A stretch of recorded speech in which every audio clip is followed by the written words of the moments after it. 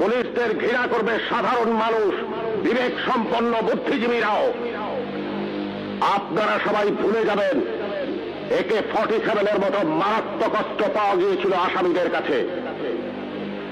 যদি জনগণের কাছে ধরা পড়ে ওই আসামিরা গণপিটুনিতে মারা যেত, আপনারাই বলতেন ভালো হয়েছে, পুলিশের কাছে গেলে ছাড়া পেয়ে যেত।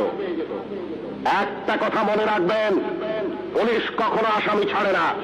আসামি ছাড়ার অধিকার শুধুমাত্র বিচার বিভাগের।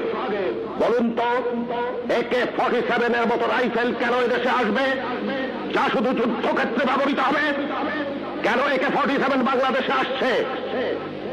কিসের আলামত? 9 শুটার বন্দুক কেন টিসিবির মাধ্যমে হাজার হাজার বন্দুক সাধারণ মানুষের হাতে তুলে দেওয়া হচ্ছে? কেন? কে জবাব দেবে? এই 9 শুটার বন্দুক দিয়ে কি হচ্ছে? হচ্ছে চাঁদাবাজি, হচ্ছে খুন, হচ্ছে সন্ত্রাস।